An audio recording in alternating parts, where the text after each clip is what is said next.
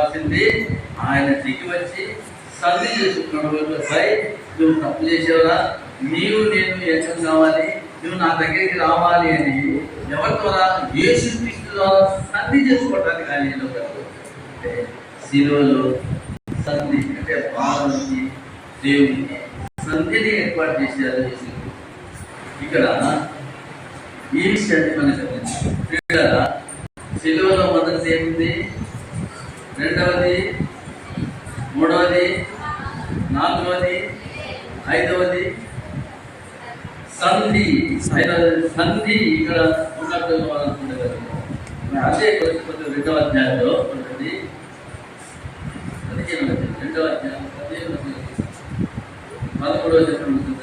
13-14 మరియు పరాత్మను శరీర సున్నతి వలనను మీరు మృతులై ఉండగా దేవుడు విధిరూపకమైన ఆజ్ఞల వలన మన మీద రుణముగాను మనకు విరోధంగా ఉండిన పత్రమును మేకులతో సిలువకు కొట్టి దాని మీద చేతి వ్రతలు తుడిచివేసి మనకు అడ్డం లేకుండా దాన్ని ఎత్తివేసి మన అపరాధములన్నింటినీ క్షమించి ఆయన మనతో కూడా మిమ్మల్ని జీవింపజేసాడు. ఆయన ప్రధానులను అధికారులను నిరాయుధంగా చేసి ఆయుధాలు లేని వారినిగా చేసి శిలువ చేత జయోత్సవంతో వారిని కట్టి తెచ్చి ఆహాటంగా మెడుకుతూ కనబడ్డారు. ఇక్కడ సాతాను పట్టించారు. ఇక్కడ సాతానుకు దేవుడికి వైరం ఉంది కదా, మొట్టమొదటి వైరం కలిగించారు కదా.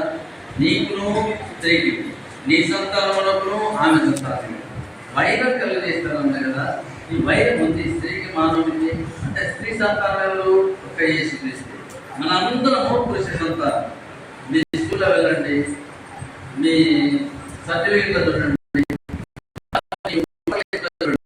మీ పేరు ఉంటే మీ పేరు వెనకాల మీ తల్లి పేరు ఉంటుంది. మీ తండ్రి పేరు ఓటర్లు ఎప్పుడు చూడండి, మీ తండ్రి పేరు. అంటే మన పురుష సంతానం కాబట్టి తండ్రి పేరు. స్కూల్లో పిల్లలు వెళ్ళండి, స్కూల్లో మీ పిల్లల పేర్లు మొట్టమొదటిగా జాయిన్ చేసుకుంటారు, తండ్రి పేరు పెడతారు. అంటే తప్పనిసరిగా తండ్రి. అలాగే మత్తయి వార్తలు చూడండి, అక్కడ మొదటి అధ్యాయంలో వంశావళుడు అన్ని చెప్పిన తర్వాత చివరిగా మరియ యందు యేసు ప్రభు పుట్టెను అనంది.